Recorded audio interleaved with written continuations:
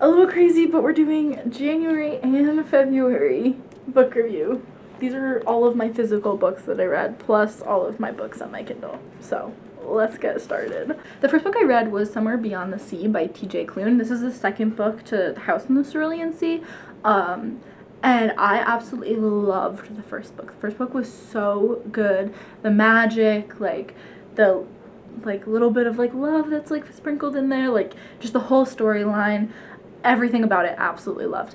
The second book, it felt, I don't know, it just it felt like it didn't need to exist. It felt very the ending was super predictable, but not in a good way. It felt unrealistic, and it is a magic book, but it just felt like these are things the characters would have never actually done. Yeah, it felt very, very forced. I didn't love it. I kind of wish the first book was just a standalone, because it could have been a standalone and still have been incredible. I do love these characters, but overall I just was not a fan. I rated this book, I gave it 3.25 stars. I don't know, I probably wouldn't recommend people. It would definitely recommend the first book. I don't know about the second book. The next book I read is If Something Happens to Me by Alex Finley. I gave this book, I think, 3.5 stars. It's about a guy who, his girlfriend died 5 years ago, and he was accused of killing her, but he was never convicted of it, and just he's in his early 20s, I believe. He's on a trip in Europe, and then just crazy stuff starts happening, and so you follow his story, but you also have a couple different points of view, and so it's interesting to see how they're all going to connect together, because I really had no idea. I knew how 2 of the points of view were going to connect, but I had no clue how the third one was going to fit into all of it. I did really struggle in the beginning of the book to get into it, but once I was into it, I really liked it. So the second half of the book was great. The first half of the book was a little bit slow and hard to read through, but overall, pretty solid book.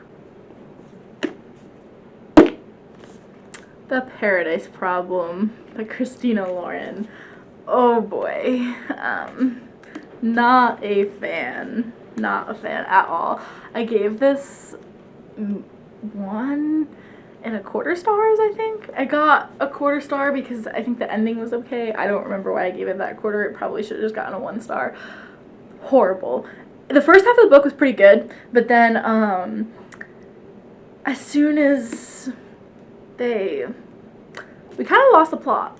The plot was gone. The second half of the book, there was no plot, and what there wasn't even good. I had such high hopes for this book, and it really let me down in every way possible. Oh, one more thing. They referred to as his goddamn. That's when I should have put the book down. As soon as I read that, I should have put the book down. I read my book of the month book, my first ever book of the month book, A Killing Cold by Kate Alice Marshall.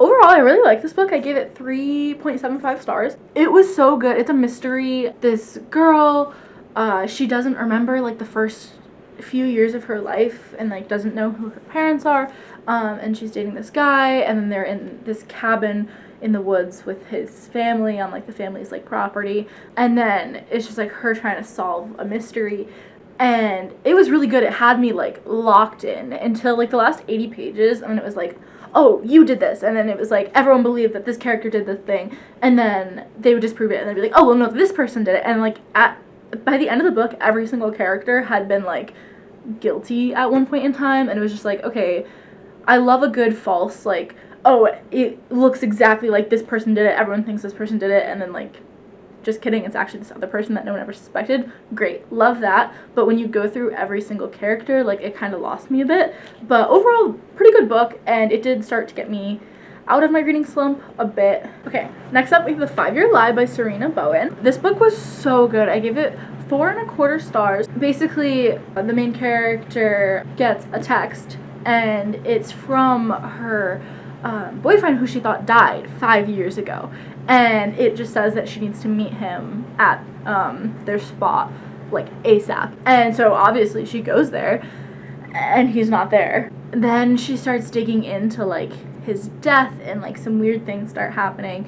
And she realizes like she didn't actually know him as well as she thought that she did, and like they only had a summer together, so like they didn't really have a ton of time together.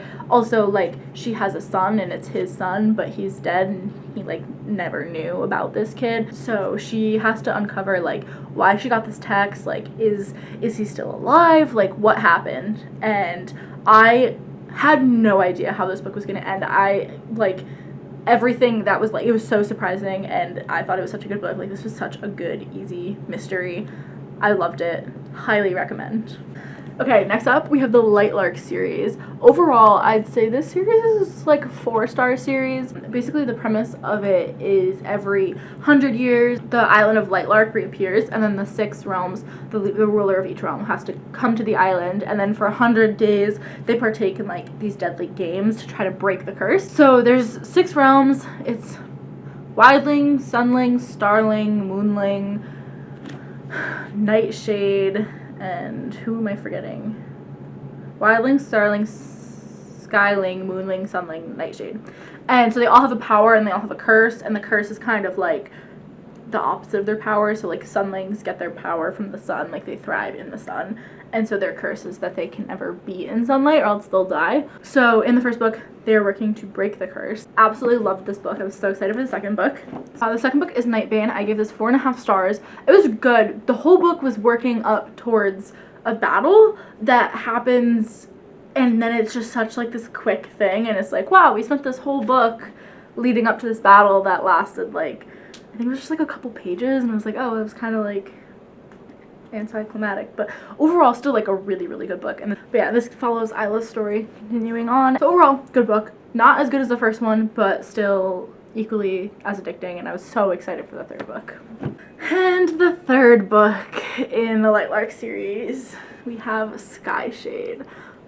I gave this book 3.25 stars, and I feel like that was being a little bit generous. The first 2 books were so good, and then this book, the best way I could describe it is it felt like a bad horror movie where it's like they're making such bad choices. Like obviously that decision's gonna get you killed. Like what are you doing? Like use like 2 brain cells and you'll know. That's kind of how I felt. It made me really, really hate Isla. Like I actually hate Isla at the end of this book. I liked her at the first book. I mostly liked her in the second book. She was like, okay. This book, hated her. So over her. Like, please think, make a decision. Just use your brain. It's not that difficult. And then also, like, I know it's a fantasy book, but again, like, it felt so, like, unrealistic. Like, I just feel like these characters wouldn't act that way. Or just, like, things kept conveniently popping up of, like, oh no, we have this problem and no way to solve it. And then suddenly there was, like, some thing that was, like, written or done, like, decades or centuries ago that, like, can magically help us. And it was, like, this feels so unrealistic. Maybe those things were all planned out to start with, but it just kept happening that we had no idea of stuff existing, and suddenly they could fix all of our issues. So I don't know, I was kind of disappointed with this last book, I'm not gonna lie. Overall, I still recommend the series, but I don't know, last book was a bit disappointing. I ended the month of January by starting the Covenant series. So in the first book is the novella, like 0.5 novella, and then book 1. So the novella is called Demon, and normally I'm not a big fan of novellas, but this one was actually, it made me so excited for this series. It set such a good scene. It like gave you a really, really good glimpse into the main character and into like a little bit of her backstory and something that will like shape all of her decisions that she makes. I gave it 3 stars, and for me that's like a really good novella rating.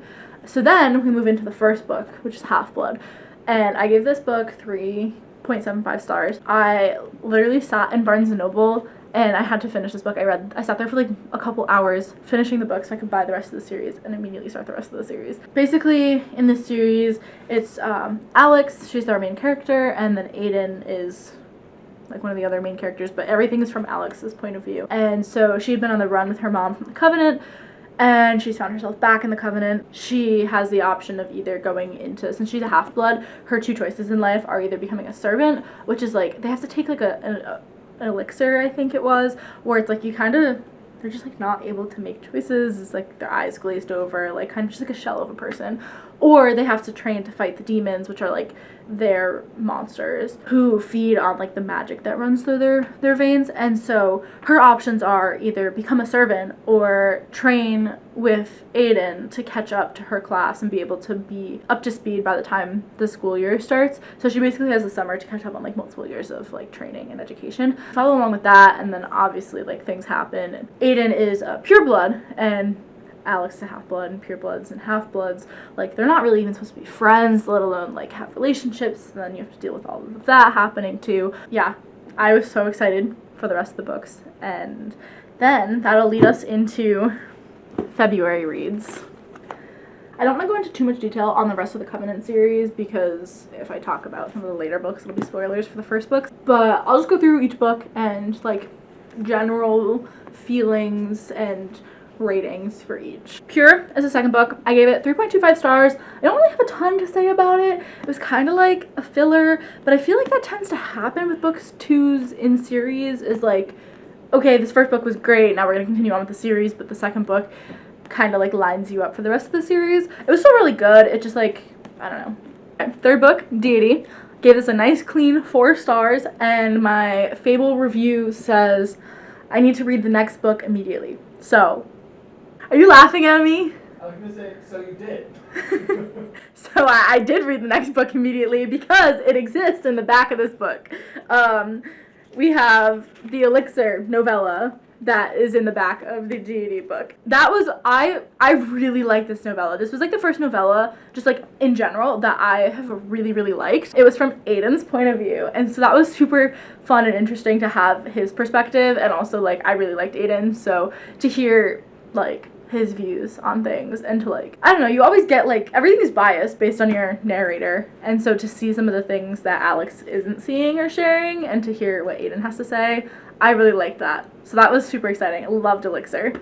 I gave it 4 stars. Next up, we have The Apollyon. This is book 4. I gave it 4.5 stars. I absolutely love this book. The gods finally made an appearance, and I was so excited for that. Like, they added so much to this book. There was so much going on at all times, but, like, not to the point where it was, like, too much. It didn't feel like the author was, like, fishing for things to be happening or to, like, keep the series going. Everything about this book was so good. I was so sad that there was only one more book left in the series. I think this might have been one of my favorite books in the series, which is kind of crazy. I feel like a book 4 as a favorite book is wild, but absolutely love this book. And then there was in the novella, The One and Only, book 4.5. It was super short, but it just gives you a little bit of the love story of 2 other, like, kind of side characters, and so that was really fun. I would have loved to see a lot more about just the 2 of them. I gave it 2.5 stars. And then we have Sentinel, book 5. I gave it 2 stars. I did not like this book at all. There's a point where she thinks she's pregnant, and that really threw me, and that whole thing lasted way longer than I would have liked. I would have liked to have not happened at all. And then there's something that they've been working towards the whole entire series, and in that fight it was like literally a couple pages. It was like, this person got a hit in, this person got a hit in, oh no, this person got hurt, okay, done. I was like, really? We spent 5 books building up to this scene, that's all we got? And then just the ending, I don't want to say anything, I don't want to say too much about the ending. What I thought was the end was great, and then it kept going. I don't know, I was really, really disappointed with this book and how the whole series ended. One thing I will say, though, about this series that is really fun is at the end of each book, there's, like, bonus scenes. So it's, like, different chapters from different characters' point of views, and then there's, like, a chapter or 2 that would have, like, been somewhere in the middle of the book that, like, just wasn't included. It's like a deleted scene, but like it doesn't really add anything to the plot, but it gives you more of like, usually more of like Alex and Aiden's friendship, whatever. So that's fun, but that doesn't make up for how horrible the ending of this book was. Okay, so we're gonna backtrack through my month back to near the beginning of February, because I read the Covenant series kind of sprinkled throughout the month, but at the beginning of the month I finally got around to reading Animal Farm by George Orwell. I'm not sure how I haven't read this book. I think I thought it was a lot longer than this. I don't know if this is the version that I read, because I read it on my Kindle and then I had to buy a copy of it, so I got this copy. It kind of sent me into a spiral considering the state of the country right now. I think everyone should read this book. we're living it. Go read this book if you haven't. Like, go read Animal Farm right now. The next book I read was a short story called My Evil Mother by Margaret Atwood. I gave it like 2.5 stars, I think. It was fine. It was a short story, so like there's only so much that like can happen with it. I don't know. It was interesting. I wouldn't like recommend it, but if you're looking for a short story, then not a bad choice. Another book I read this month is The Graham Effect by Elle Kennedy. This is not at all my typical like genre or type of book to read. I read it for a book club that I joined for the month. I gave it 3 stars. Thinking back to that, like it maybe could have been a little bit more. In my book club, there's so many, okay, so there's so many like little like side plots and like stories and like things happening in this book that it sounded like in my book club most people hated, but I kind of loved it. I felt like it added like a lot of depth to these characters in what could have been a story with like absolutely no like depth. Like I think it gave the characters a bit of something, and it kind of like was like why they were the way that they were, and like yeah, it could have existed, like the book could have existed without those, but I really enjoyed that. It was also like it was a good romance. Like I don't know, I don't normally like just pure straight romance, but for my first Elle Kennedy book, I thought it was pretty good. Staying on track with books that are not books that I normally read, This Made Me Think of You by Emily Bird. It is a book of poems. They're supposed to be love poems. There's some in here that are like, this doesn't feel like it fits the theme, but I went through and I annotated this book and I added pictures into it to give to Brady for Valentine's Day. Most of these poems were really good. I actually really enjoyed reading the poems. So if you're at all interested in poems, I would highly recommend Emily Bird. She has a couple other books that are like different like themes, so I would check her out. These were pretty good. My February book of the month book, Famous Last Words by Gillian McAllister. I gave this book 4.5 stars. The ending was crazy. The last like 30 pages, I was like shocked, jaw dropped.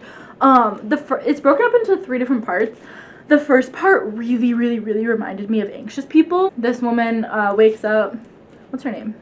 I think they call it Cam for short. Her name, Cam, wakes up and it's her first day back to work from maternity leave, and so like at her first like morning back to work, her husband's not there in the morning, and then when she's at work the cops show up, and then her husband is holding people hostage at gunpoint in an abandoned warehouse. You follow that's the part that really feels like Normal People, and then you have a time skip to 7 years later, and she's trying to like, I'm not gonna say what she's trying to do because that kind of ruins the first part. Then you follow her trying to like figure out like what happened and why her husband did what he did. Yeah, you do get the answer, and it's not at all what I was expecting it to be. It goes very far away from Anxious People in that book, that part. And then there's another 7-year time skip at the end, and that's kind of like epilogue-y. Overall, this is a really good book. It was like a pretty chill mystery. I was planning to read, like, when I picked this up, I thought it was gonna be like page turner mystery, like figuring out who killed who kind of thing, and it wasn't that, but it was really good. And if you liked Anxious People, I highly recommend this book. Finally, the last book I've read this month, Fourth Wing. I don't know why I waited this long to read it. This book was so good. It was my first 5-star of the year. It was also my first audiobook. I half listened to it and half read it on Kindle because Audible and Kindle sync, which is the best thing ever. Whoever, like, that was a great idea. So I would like listen to it on my drive into work and then be able to read it on my Kindle like at night and stuff, and it was awesome. I absolutely love Xaden. I like Violet. I feel like a lot of books I tend to not like the main character, but I love the banter between Xaden and Violet. I love the dragons. I lived so under a rock when it came to Fourth Wing that I didn't realize how much about dragons it is, which is like really bad seeing as there's literal dragons on the cover of the book. My hot take is I hate that. I hate her tattoo. I feel like this could have been so cool. There could have been so many fun things done with like the gold and the black. Like, it could have been so pretty, and I personally do not like that at all. I wasn't sure if I had like just missed the description of it or if these were like fan art things, but everywhere I see it's the same tattoo, so I must have just missed the description of the tattoo. I was listening to the last bit of the book when I was driving, and I was about 95% through, sobbing, and I had to pause the audiobook because I needed to read the last bit of the book on my Kindle. Like, I needed to physically see the words, put in my reaction when I finished the book, and that basically says all that. I just was so shocked. The ending I never expected. And I told myself I wasn't going to start Iron Flame until I finished Rebel Witch, because I started Rebel Witch, put it on pause to read Fourth Wing, and then I wanted to finish Rebel Witch before I started Iron Flame. But not even 10 minutes after I said I wasn't starting Iron Flame, I bought the Audible and downloaded the Kindle book and started reading it. So those are the 22 books that I've read so far, 10 in January and 12 in February. I'm currently reading Rebel Witch and Iron Flame, and then when I finish those, I will be reading Onyx Storm, and I have no idea what I'll be doing after that, probably finally getting back to my TBR. When Ren is done eating, I'll have him pick his favorite books, but my favorite book for January was definitely Light Lark, and my favorite book of February was absolutely Fourth Wing, no questions asked.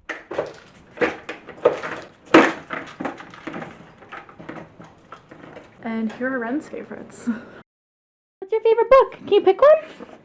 Can you pick one? This is Ren's favorite book. Don't eat it. What's your favorite? Can you pick one? Which one? Pick one. Pick one. Can you pick one?